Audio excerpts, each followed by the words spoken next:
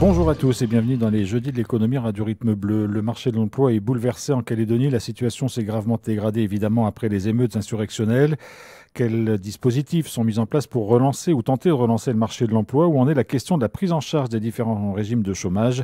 C'est ce dont nous allons parler avec nos trois invités. Christopher Gigès, qui est membre du gouvernement en charge notamment de l'emploi, Tony Dupré, vice-président de la COGETRA, et Julien Barras, qui est président de la commission emploi-formation du MEDEF. Bonjour à tous les trois. Bonjour. Et merci d'avoir accepté notre invitation. Alors, avant d'en venir aux dispositifs mis en place, aux questions qui se posent, peut-être revenir sur un état des lieux de la situation de l'emploi. On a parlé, Julien Barras, de quelques 11 000 emplois détruits depuis les émeutes. Est-ce que ces chiffres sont aujourd'hui confirmés, voire affinés? Oui, d'après les informations issues de la CAFAT, on a perdu 11 000 emplois depuis les émeutes, 13 000 depuis 1 an et demi dans le secteur privé. Effectivement, ces pertes d'emplois sont en lien avec la chute de l'économie, et sachant qu'en plus, c'est ces emplois qui financent une partie du système économique. Donc c'est une situation qui reste très très délicate. Oui, très, très délicate pour les salariés et pour les entreprises. Tony Dupré, une réaction, ces chiffres on les connaît, Oui, mais ça reste difficile. Tout à fait, on les confirme, on les connaît. On note comme une baisse de demandeurs pour le chômage partiel, mais enfin, la situation reste toujours critique, avec des perspectives compliquées à trouver, à définir. Il y a un gros travail qui est actuellement effectué en lien avec le gouvernement, mais effectivement, il faut maintenant donc voir plus loin, notamment tenter tout doucement de faire face et surtout de ramener les gens dans l'emploi. Alors, il y a un travail qui est fait avec le gouvernement. Christopher Gigès, on sait que le chantier est très très vaste. Est-ce qu'il y a des priorités? Est-ce qu'il y a des choses que vous essayez de faire avant le reste? Parce qu'il faut bien prioriser les choses, ou vous arrivez à tout faire ensemble? On essaye de tout faire ensemble parce qu'il y a des priorités partout en ce moment. Enfin, ce qu'on a déjà essayé de faire maintenant depuis le début des émeutes, c'est de maintenir les personnes dans l'emploi. C'est ce qui a été évoqué par M. Barras sur la question du chômage partiel qui devait normalement s'arrêter en août de l'année dernière, mais on s'est battu avec les partenaires sociaux et on s'est battu ensemble. Et c'est comme ça qu'on a réussi à le faire prolonger jusqu'à juin 2025. Ça a permis de maintenir les compétences au sein des entreprises. Mais aujourd'hui, ce chômage partiel, il va s'arrêter en juin et on est en train de travailler sur des dispositifs toujours de maintien dans l'emploi et de retour dans l'emploi pour les personnes qui ont été malheureusement licenciées. Et parallèlement à ça, bien entendu, il y a des dispositifs qu'on peut mettre pour soutenir l'emploi.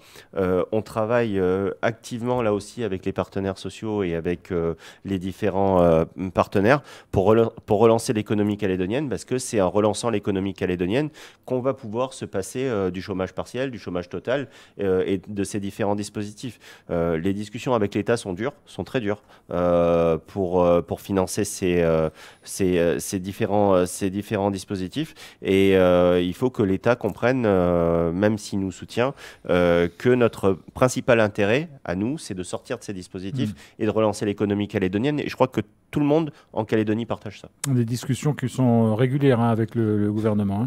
Oui, quasiment tous les soirs, on peut avoir des visios avec les représentants de Bercy. On a Manuel Valls qui revient très prochainement et on aura l'occasion de discuter de la partie économique. On essaye malgré tout de mettre en place des dispositifs qui favorisent la reprise de l'emploi. Je l'ai dit, on travaille avec les partenaires sociaux sur la question des charges patronales, peut-être pour faire revenir les gens vers l'emploi, mais c'est quelque chose qui est encore en cours de discussion. Par contre, il y a des choses qui sont votées, notamment le pass emploi, qui est où on a voulu simplifier le chèque emploi-service et le dispositif emploi simplifié, qui est en fait une extension à tous les secteurs d'activité du chèque emploi-service pour une période de 1 an. Mais on a la volonté de favoriser cette flexibilité, mais que ça ne devienne pas une précarisation non plus des personnels. Dans quel état sont les chefs d'entreprise, Julien Barras? Parce que leur préoccupation, en tout cas ceux qui rencontrent des difficultés financières, c'est de préserver au moins un certain nombre de compétences au sein des entreprises. Il y a un seuil sous lequel elles ne pourront pas descendre? Oui, les entreprises doivent préserver leurs compétences. Effectivement, donc le système de chômage partiel spécifique a été bénéfique jusqu'à fin juin. On espère qu'une nouvelle mouture du chômage partiel de droit commun pourrait être adaptée et pourrait offrir un peu plus de visibilité jusqu'à au moins fin d'année, pour garder les compétences, pour maintenir des gens dans un emploi certes différent, mais dans l'entreprise, parce que l'entreprise a besoin de beaucoup de flexibilité. Là. Le marché est très compliqué, avec des hauts et des bas. De niveler l'entreprise vers le bas, c'est très compliqué aussi pour la structure, mais aussi pour faire face à ces demandes. Le Pass Emploi, c'est un super dispositif là, qui va simplifier les démarches pour les employeurs, qui va sécuriser aussi le contrat pour le salarié, parce que tout se passe en ligne. Nous, ce qu'on voit aussi, ça va simplifier les flux et donc offrir plus de réactivité. Donc ça, c'est très très bien. On met on souligne un fait, c'est que les agences d'intérim aujourd'hui, qui sont un amortisseur social, hein, qui font un lien entre des actifs expérimentés qui travaillent et des employeurs en recherche, ne doivent pas appliquer les mêmes taux de précarité aux salariés. Donc c'est vrai que s'il pouvait y avoir un ajustement entre les passe-emploi, les CDD, et les taux de précarité des agences d'intérim, ça serait bénéfique. Une petite mesure technique, une réaction, Tony Dupré. Oui, deux choses. Donc, sur le chômage partiel qui va se terminer, comme l'a dit Christophe Vincent, au bout d'un moment, on le sait tous, hein, l'objectif, c'est le vraiment... chômage partiel spécial exaction. Hein. Attention, bien précisé, spécifique spécial exaction. Donc, l'idée est bien de ramener les gens au travail, ça va pas être facile. Donc, deux choses sur d'abord le volet qu'évoquait Julien. Garder les compétences, monter en compétences. Nous, on trouve que ce volet-là, il n'a pas été assez exploité en termes de formation. Bon, c'était pas évident, mais on trouve qu'on aurait pu beaucoup mieux faire à ce niveau-là. En termes de formation, c'est-à-dire de profiter de l'occasion pour faire monter en compétence le salarié ou celui qui voulait une reconversion. Surtout qu'on a des structures qui existent, hein, comme le FIAF, hein, qui avait... d'ailleurs relancer son dispositif relance pour l'occasion. Donc on trouve que, comme pour le Covid, c'est ce volet formation qui pour nous est hyper important. Hein. Il ne faudra pas le négliger pour la suite. Ensuite, sur le passe-emploi simplifié, oui, nous on veut bien, hein, mais au bout d'un moment, on le rappelle qu'en 2017, on était opposé par principe au DES, au dispositif emploi simplifié. Pourquoi ? Pour nous, ça reste de l'emploi précaire. Voilà. Ensuite, sa mise en place là, va nécessiter un coût qui pour l'instant n'est pas financé. Demandera aussi à la CAFAT des moyens notamment humains. Et là, nous on tire un peu la sonnette d'alarme parce que la CAFAT sont beaucoup sollicités hein, depuis plusieurs mois maintenant, notamment en termes de travailler donc sur des dispositifs qui réclament des simulations. Et cet aspect numérique des choses, parce que là, on part sur un volet numérique, hein, avec toutes d'ailleurs les conséquences derrière, même en termes de fracture numérique, je pense qu'il y aura un gros travail d'accompagnement à faire, hein, notamment auprès des salariés. Alors toutes ces réserves que vous avez évoquées, j'imagine que vous les avez aussi anticipées, Christopher Gigès ? Oui, de toute façon, on est sur un avant-projet de loi de pays et on avait déjà travaillé un petit peu en amont sur ce dispositif et on modifiera ce qu'il faudra modifier. On accompagnera la CAFAT sur les coûts supplémentaires qui seront mis. Enfin, vu ce que met la Nouvelle-Calédonie auprès de la CAFAT en ce moment, je pense qu'on peut intégrer quelques éléments. Ensuite, il va falloir que la CAFAT aussi joue le jeu. Joue davantage le jeu. Et je le dis en termes de simplification, en termes d'anticipation, en termes d'aide aux entreprises. Je considère qu'il y a un gap à passer. Il y a un gap à passer. Et je crois qu'il faut qu'on arrive à tous tirer dans le même sens, partenaires sociaux, collectivités et CAFAT, pour qu'on arrive à une bonne situation. Et Tony a totalement raison sur la question de la formation et j'irai plus loin même au niveau de la reconversion sur des emplois. C'est le sens de la conférence qu'on va organiser fin avril au niveau du gouvernement, qui va être une conférence fiscale et sociale avec une journée qui va être dédiée à l'emploi. On va faire un état des lieux de la situation de l'emploi en Nouvelle-Calédonie de manière affinée. Qu'est-ce qu'il y a eu comme impact au niveau des salariés, au niveau géographique, avec un retour des différents professionnels. Et on va travailler avec les partenaires sociaux, là encore, sur comment on améliore les services de placement, parce c'est une délégation qui est donnée aux provinces aujourd'hui, comment on met en meilleure adéquation les offres et les demandes d'emploi, parce qu'il y en a qui passent pas par des services de placement. On travaille sur un genre de logiciel qui est un Tinder pour l'emploi, où on va pouvoir mettre les offres et les demandes et les gens vont pouvoir matcher, parce qu'il y en a qui vont pas sur ce type de choses. Et on va travailler sur des dispositifs. Moi, je crois beaucoup à l'alternance, beaucoup à l'alternance, qui est une très belle formation et qui peut vraiment engager sur l'emploi, mais aussi des formations professionnelles et des reconversions possibles. Mais ça se fait ensemble. Ça se fait vraiment ensemble. Tony Dupré, puis après, Oui, sur les services de placement, c'est un enjeu majeur. Depuis des années, on le sait. Malheureusement, donc, les provinces restent arc-boutées sur leurs compétences. J'ai mon service de placement, donc il n'y a aucune logique pays au niveau de l'information auprès des demandeurs d'emploi. Et nous, on espère tous que dans le futur statut, on pourra enfin avoir une structure pays qui va regrouper l'ensemble des demandeurs d'emploi et des offres d'emploi. Alors, à vous entendre, quand même, on a l'impression que cette crise qui touche et qui impacte très fortement le marché de l'emploi oblige à repenser les choses différemment, bien évidemment, et peut-être à les transformer par rapport à ce qui existait. Les besoins des chefs d'entreprise ont peut-être évolué, Julien Barras, le marché de l'emploi va évoluer, donc il faut trouver vraiment des nouvelles manières de fonctionner, de s'adapter, d'être agile, comme on le dit de plus en plus souvent. Oui, c'est inévitable. Le marché de l'emploi, le marché en général va évoluer, va s'ouvrir de nouveaux secteurs, effectivement sur des piliers qui existent déjà, certainement la mine, la métallurgie, le tourisme, certainement à développer aussi. L'économie numérique est importante. Aujourd'hui, des paradis numériques, c'est la Californie.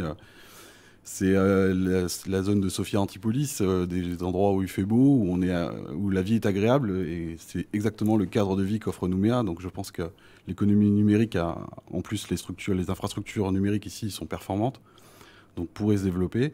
Et je reviens sur l'aspect formation, parce qu'effectivement on avait essayé de pousser, mais en vain, de pouvoir servir de ce temps de chômage partiel pour pouvoir bénéficier de ces fonds pour former en partie les salariés aussi, parce que la formation des salariés, c'est indispensable à cette évolution. On parlait de fracture numérique, et effectivement, aujourd'hui, quasiment un salarié sur deux a un smartphone pour le travail, doit saisir des informations ou envoyer des emails. On est vraiment, Christopher Gégès, au-delà de la crise économique, dans une transformation du marché de l'emploi. Elle était déjà sous-jacente en quelque sorte, mais elle a été accentuée par la crise. Oui, clairement. On avait déjà des problèmes avant le 13 mai. Le 13 mai a été un cataclysme profond pour de nombreuses entreprises et de nombreux salariés qui ont perdu leur emploi. Vous l'avez dit, il faut qu'on soit agile sur les dispositifs qu'on met en place. Juste avant de venir à votre émission, j'étais avec l'AFD sur l'étude que nous avons demandée sur la création de nouvelles filières en Nouvelle-Calédonie et sur des filières prioritaires et des filières d'avenir. Je crois que ça a été très demandé par les différents acteurs économiques et sociaux, mais on a eu tendance longtemps en Calédonie, il y avait un élu qui avait une idée et qui disait on va faire ça en Calédonie, et finalement ça nous coûtait plus cher que ça nous rapportait, et on se trouve dans une crise des dépenses publiques qu'on connaît et qu'on a pu connaître. Aujourd'hui, il faut qu'on pose les filières qui sont rentables. Je souscris, je suis en charge du numérique, je ne vais pas dire le contraire sur le fait qu'on a un intérêt à développer massivement le numérique, qui a été l'année dernière le secteur le plus créateur d'emplois en métropole. Mais il faut qu'on mette des critères, c'est-à-dire que c'est quoi le coût opportunité sur les filières qu'on crée, c'est quel type d'emplois qui peuvent être créés, c'est quelle formation qu'on met en face. Mais j'ai envie de vous dire, votre question était le marché de l'emploi va sensiblement évoluer. La Nouvelle-Calédonie va sensiblement évoluer dans son ensemble, au niveau sociétal, au niveau économique, au niveau social. Et c'est bien ça qu'aujourd'hui, on essaye de construire. Vous demandiez tout à l'heure si c'est une priorité parmi les priorités. On a aujourd'hui énormément de priorités, et il faut que cette crise, qui a été d'une violence inouïe pour la Nouvelle-Calédonie, devienne une opportunité dans une période où on a des gens qui vivent encore dans des situations extrêmement complexes. On travaille ensemble également sur la question du pouvoir d'achat et de la structure des prix en Nouvelle-Calédonie. C'est là aussi une priorité importante à travailler et à prendre des mesures qui sont des mesures de court terme immédiates, mais aussi des mesures structurelles pour la suite. Tony Oui, Dupré. là, je souscris sur le fait que la crise économique était bien avant Elle le existait, 13 mais mai. elle existait. Elle a été terriblement même aggravée au centuple Bien lundi sûr, certain. même en termes d'emploi, on était déjà sur une précarisation latente, hein, avec beaucoup plus de CDD que de CDI. Donc, l'occasion, là, nous est donnée de repartir donc, sur un modèle vertueux, hein, mais qui prenne en compte pour nous hein, cette triptyque-là, formation, emploi pérenne derrière CDI. Quoi, hein. Et ne tombons pas non plus à vouloir trop simplifier les choses.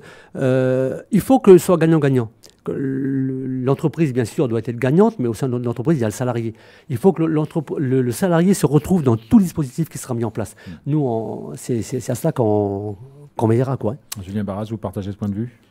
Oui, bien sûr. De toute façon, le 13 mai a été un cataclysme, un catalyseur d'une crise qui était déjà là, qui s'est aggravée par des destructions de biens aussi. Effectivement, la nouvelle économie va se construire sur ces nouvelles bases. Le système était peut-être à bout de souffle avant, et il doit se reconstruire. Alors, ce que disait Tony Dupré, je le caricature un tout petit peu, c'est que le salarié ne doit pas être une variable d'ajustement, y compris dans les périodes de crise. Vous savez, les plus belles entreprises ne sont pas celles qui changent leurs salariés toutes les 5 minutes. Les plus belles entreprises sont celles qui ont des salariés qui sont là depuis 30 ans. Et quand ils partent en retraite, on se dit, mince, comment on va faire pour remplacer Marcel? Non, mais parce que Julien, moi je veux dire par là, c'est que nous, depuis le début de cette crise majeure du 13 mai, les syndicats salariés ont prouvé hein, leur sens des responsabilités. Tout le monde dans cette crise, enfin voilà. Voilà, mais nous particulièrement, je le dis parce qu'on est allé par exemple sur des nouvelles mesures hein, qui vont être prochainement adoptées par le Congrès, comme simplifier les procédures en termes d'abandon de poste, ou revoir le dispositif de carence concernant la maladie. Ce pas des sujets évidents hein, pour nous de manière générale. Donc, on fait les efforts nécessaires. Donc, au bout du compte, nous, voilà, on est là aussi pour préserver l'intérêt du salarié. Je crois qu'aujourd'hui, tout le monde tire dans le même sens, Christopher Gilles, même si les positions peuvent évidemment diverger sur certains points techniques, notamment. En tout cas, on se voit assez souvent pour partager les choses. Enfin, j'espère qu'il ne me contredira pas sur ce point-là, mais bien sûr qu'on peut avoir des désaccords, bien sûr. Et moi, je rejoins ce que disait Julien. Enfin, j'ai vu des chefs d'entreprise qui ont été dans l'obligation de licencier certains de leurs salariés qu'ils avaient depuis des années. Mais ça les touche viscéralement. Ensuite, bien entendu, il y en a qui peuvent profiter de la situation, comme il y a des salariés qui peuvent profiter de la situation. Mais le plus grand nombre, à la fois comme les salariés et les entreprises, jouent le jeu. Et moi, je veux dire vraiment la grande responsabilité des partenaires sociaux dans cette crise. On travaille bien ensemble, on n'est pas toujours d'accord sur tout, mais je pense que le fait de montrer qu'on est en capacité de faire avancer ensemble la Nouvelle-Calédonie, c'est un point qui est extrêmement important, avec les difficultés qu'on connaît. Le gros souci, c'est le temps. C'est le temps. Il y a deux facteurs majeurs. Il faut aller vite, mais avec un manque de visibilité, notamment financière. Le souci, il est là. Donc, il faut aller vite, mais il ne faut pas non plus confondre vitesse et précipitation. Sur les dispositifs qui sont présentés, il nous faut, nous, qu'on ait le temps aussi d'échanger, notamment nous, au sein de la COGETRA, mais aussi avec nos partenaires. Hein. D'ailleurs, le texte Passe Emploi sera présenté la semaine prochaine au sein du Conseil de dialogue social, où on va échanger avec aussi le collège patronal. Quoi. Il faut aussi, la difficulté, elle est là. Il y a urgence. Et en même temps, il faut prendre le temps de bien poser les choses et de voter les bonnes mesures par la suite, quoi. Alors, on a évoqué tout à l'heure le chômage partiel spécial exaction. J'aimerais qu'on s'arrête un instant sur le chômage total, parce que là aussi, il y a des préoccupations majeures avec le nombre de personnes qui se retrouvent aujourd'hui sans emploi. On sait, Christopher Gigès, que c'est aussi la question de son financement qui se pose. Est-ce que sur ce régime-là spécifique, il y a des pistes à l'étude? En fait, moi, je considère vraiment que la question du chômage est vraiment un sujet partenaires sociaux. Et donc, je les ai réunis dès le début pour dire discutez entre vous. Déjà de savoir est-ce qu'on doit augmenter le chômage de droit commun, enfin chômage total de droit commun en Nouvelle-Calédonie. Il y a eu des propositions. Vous voulez dire le montant Oui, le montant, parce qu'on est aujourd'hui à 66% de mémoire du SMG. On vit difficilement en Nouvelle-Calédonie. Là, on a des pistes de travail qui évoluent plus vers un renforcement du chômage partiel de droit commun et un dispositif de retour à l'emploi. Rien n'est acté pour le moment, mais je veux vraiment qu'il y ait cette discussion entre partenaires sociaux parce que les entreprises connaissent mieux les salariés connaissent mieux les entrepreneurs que nous qui sommes dans un bureau et qui ne mettons pas le pied dans une entreprise. Ensuite, s'il n'y a pas d'accord, je l'ai toujours dit, je leur ai toujours dit, on prendra nos responsabilités et on tranchera. Mais le temps de la discussion, Tony l'a dit, il ne faut pas faire n'importe quoi. Il y a des urgences, mais il faut qu'on soit en capacité de prendre les bonnes mesures. Et moi, s'il y a un accord entre partenaires sociaux sur un dispositif, c'est ce que j'ai commencé à faire, je le défendrai auprès de l'État. Dans tous les cas, le prêt qui a été obtenu pour la Nouvelle-Calédonie et le budget qui est actuellement au Congrès de la Nouvelle-Calédonie prévoit une enveloppe pour la question du chômage et du chômage partiel. Alors je me tourne vers les partenaires sociaux. Julien Barras, sur cette question du chômage total, aujourd'hui les discussions avancent vraiment. Il y a des propositions qui sont faites de part et d'autre. Oui, ça discute. On échange sur le sujet, mais c'est vrai que nous, on privilégie quand même le retour à l'activité. Tony l'a dit, il faut que la reprise économique soit là.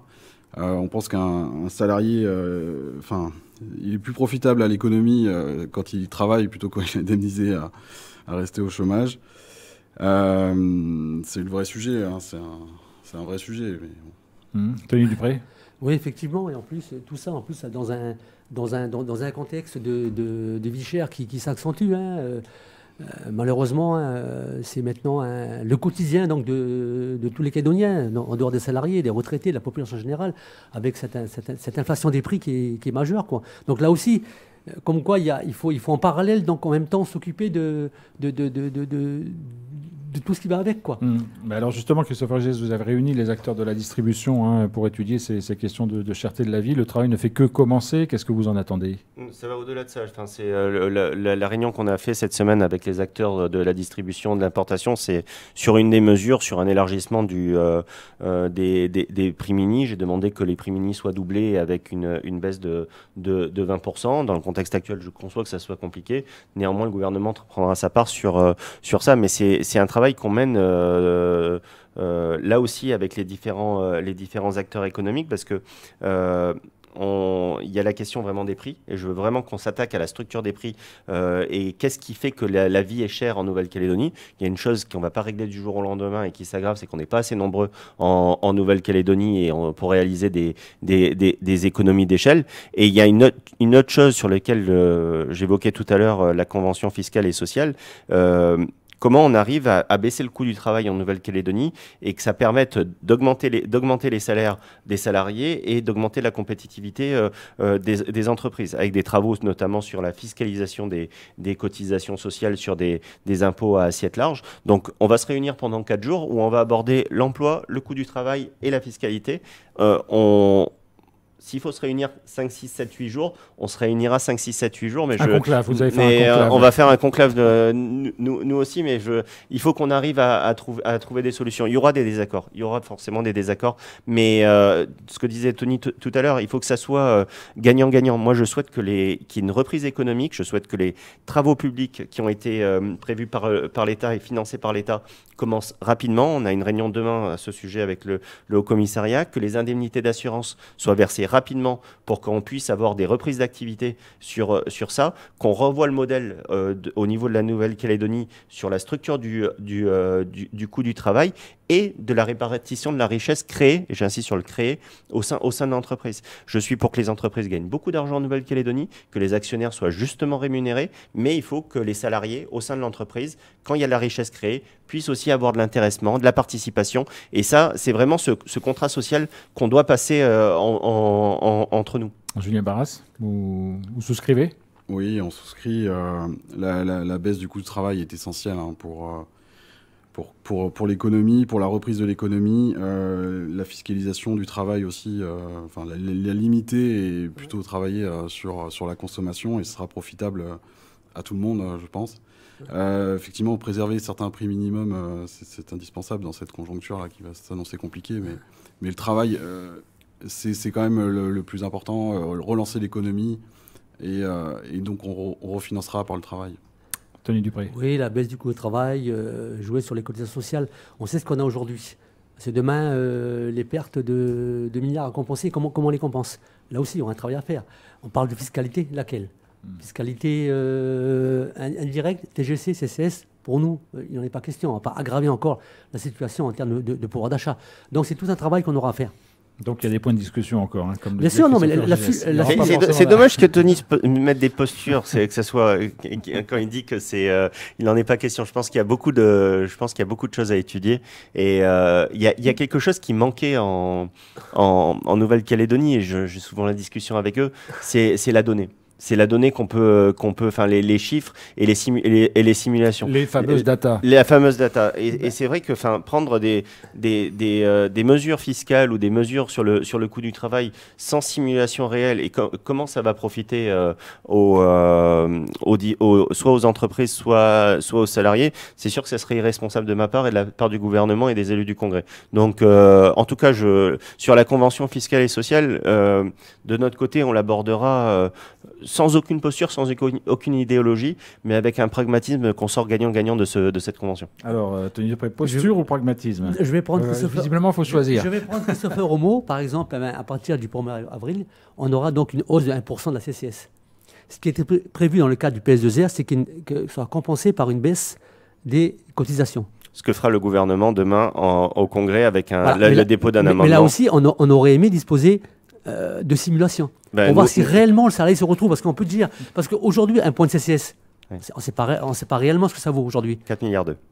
Bon, voilà. Donc les data existent. Non, mais sur cette chose-là, et Tony a raison, c'est-à-dire que sur ce point de CCS, l'État nous met une pression démentielle sur les différentes conditions et on a obtenu cette baisse de cotisation sociale là aussi au prix de nuits passionnantes avec Bercy. Vous pouvez même pas imaginer comment c'est agréable et donc la vraie discussion aura lieu sur la conférence fiscale et sociale, mais là ce qu'on présentera et Thierry Central le présentera au moment de l'examen du budget demain, ça sera une baisse des cotisations sociales sur la tranche 1 où 90% des salariés auront un gain en pouvoir d'achat. De toute façon, j'avais prévu d'envoyer cet amendement aujourd'hui aux différents partenaires sociaux avec les simulations pour qu'ils en soient informés.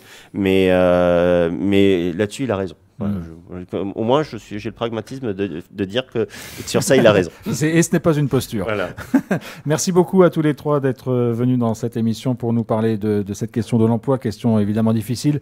On pourrait aborder plein d'autres secteurs parce qu'on parle de nouvelles filières éventuellement, de nouveaux secteurs à lancer. On a parlé de la formation professionnelle, mais pas forcément de la formation initiale qui doit aussi peut-être accompagner tout ce bouleversement du marché de l'emploi, mais on aura l'occasion de faire d'autres émissions là-dessus.